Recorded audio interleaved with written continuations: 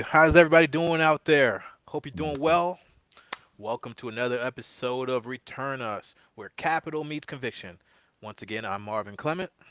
William McCoy, and today we are focusing on the investor.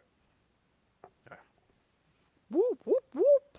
So, big story today or a few days ago was Nvidia is investing $1 billion in an AI startup called Poolside in this partnership. That's the kind of move that doesn't just happen in a vacuum. It signals where the frontier is shifting.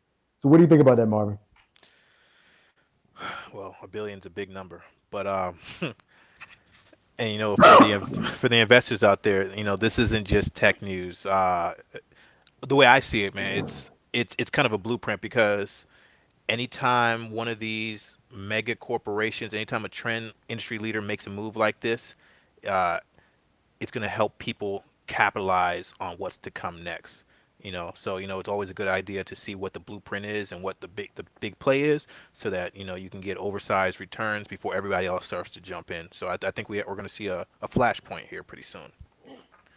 And for people who don't know what Poolside is, let's just break it down for them. So, Poolside, the reason why they are investing in this is that Poolside is in the US and Paris, and it has a product that is focused on automating coding, specifically government and defense applications.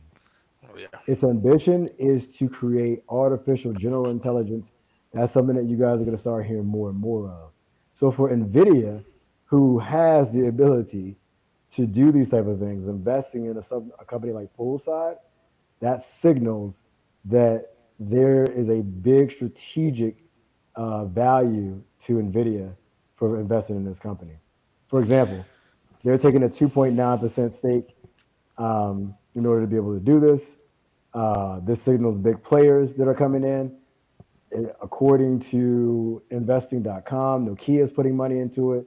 So this is huge, Marvin. I mean, it's big indeed, man. It's major moves because when we got to look when a company like Nvidia, a company essentially Nvidia powers the AI boom. Let's just put it out there. I mean, Yeah. it's no secret that they are the lead. They're the industry leaders. So everything from the chips, the infrastructures, everything. So when a company like Nvidia makes a move like that, I mean, it's sending a very clear message that the next big wave is not going to just be software. It's going to be infrastructure. It's going to be platforms. It's going to be network. There's an ecosystem that is growing right in front of our eyes, and the stack beneath AI has to be fortified for this ecosystem to grow, and that's kind of where Nvidia is, and that's where things are going. So if you are an investor and you're looking to place capital, valuations will climb, competition will increase, but early access is what's going to yield you the great upside. And we talked about this before as to why alternative investments are things that people should be looking at. The market's going to be great, but it goes up and down. But just to give you an example, what if you had invested through a crowdfunding portal in Poolside, and now they're looking at $1 billion investment by Nvidia? I don't know what your return would have been, but I can say that if you had been on the winning side of this, the early side of Poolside, you would have been looking pretty happy right this minute. So that's what we're going to be talking about. That's what we're going to be breaking down. Mark, break it down for them. Let's break it all the way down. Macro tailwinds for AIs and startups. Let's talk about it. All right. So let's break out why the timing is so compelling right now, so compelling in the alpha in this sector. So the first thing we need to talk about, if you're familiar with the term TAM or total addressable market. So obviously AI is no longer a niche. It touches enterprise software. It touches everything: infrastructure, networking. AI is everywhere, even in the shopping market. So you better scan everything on your cart because it's getting better. So the next thing we're talking about is like the infrastructure squeeze. The compute, storage, data flow, demands are exploding. The cost to build is high, but the margin for those who serve it can be large as well. All right, so infrastructure is being affected as well. Early stage inefficiency. So a lot of capital flows to public names, right? So private early stage, especially outside the Bay Area, it all remains underinvested. So remember, anytime something's underinvested, that equals opportunity. And then you have what's called platform multiplier effect. So you got to when infrastructure firms scale. Again, we keep saying this. When anytime something scales it and grows, it creates an ecosystem. So that allows for the production of tools, applications, and different marketplaces. And the bottom line is where there's a new infrastructure, where there's new ecosystem, it's going to spawn winners. What you think, Will? Yeah, absolutely. When the giants invest in infrastructure, the micro winners build apps. This is the time right now that you're going to see a lot of companies coming out with what we talked about when it came to founders in our most previous episode, finding these niche that they can fit into when it comes to these big companies for acquisition. So we talked about founders finding their niche in AI and then partnering with bigger firms. If you as an investor, if you're looking at wins, you should definitely be looking at these niches like Poolside that is targeting AI automation of coding, which is going to be huge for government and defense sectors. Most definitely. Well, now we're going to come to the segment where we're going to talk about what, because we always want to give you a gem as to practically what you can do about it. All right, all that sounds good, but Will, why are alternative and crowdfunding platform? Why does that matter? Yeah, I mean, it matters. Again, billions of dollars is going to start going into internal investments according to BlackRock, right? Billions of dollars are already starting to flow in there into those areas. Money is starting to be able to move faster through tokenization. So alternative investors are going to alternative investments are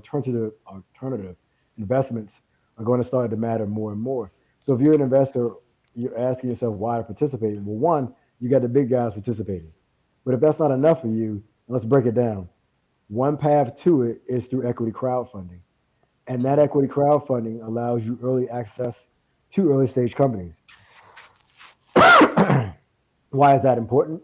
Well, it allows you to invest in companies before they hit it big, like Poolside, right? That's a great example.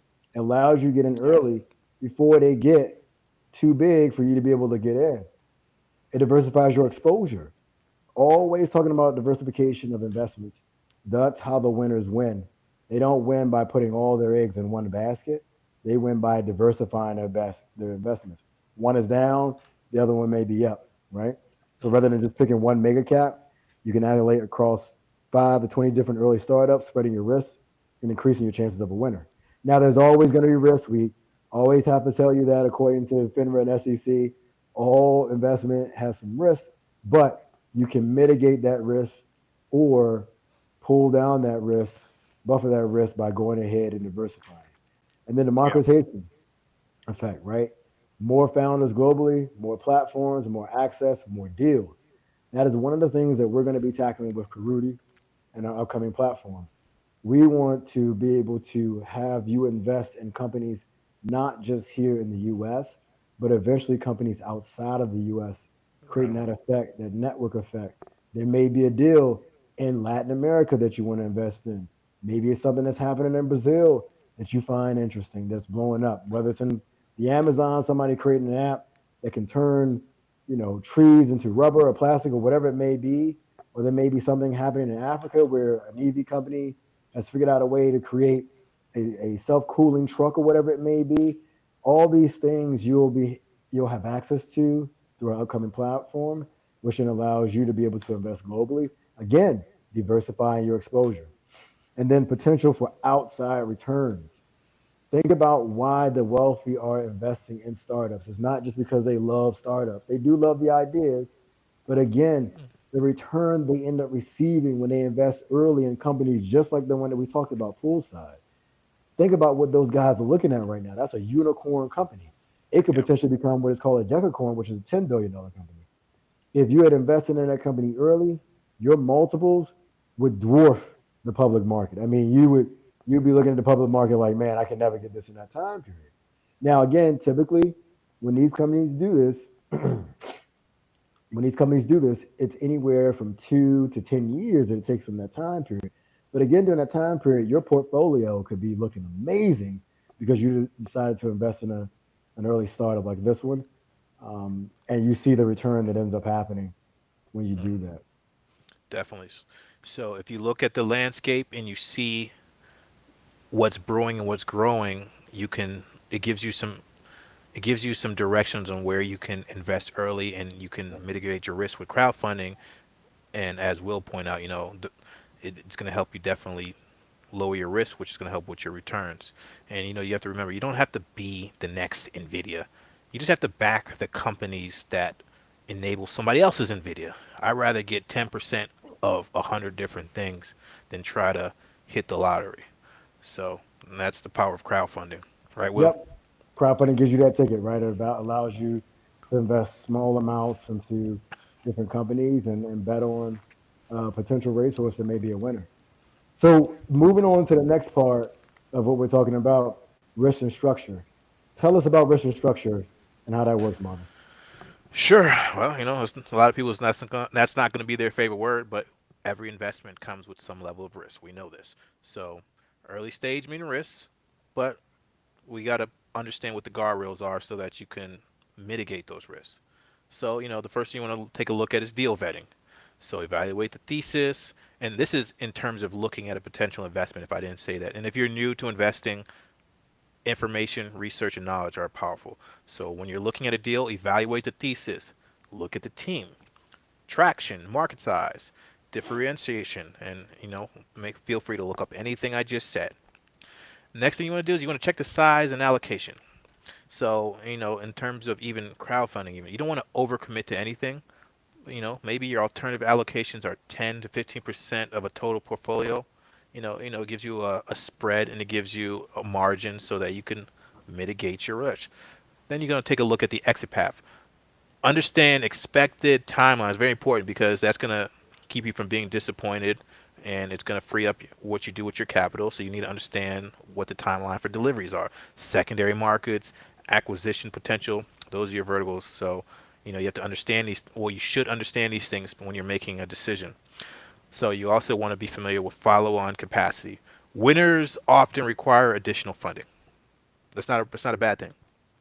So you can ensure you can participate or set expectations accordingly. Sometimes $5 might be seven, but they're still going to win. I always use examples. Sometimes mid NBA season, they're going to spend a little money to get that next piece that gets them over to the championship. Right? They're still going to Right. get to the goal, but you might need to get that Kobe needed Gasol or Jordan needed Pippen. You get the idea. So next, you want to talk about alignment and rights. So you want to check your investor rights, dilution protection, governance, and early rounds. So do your homework.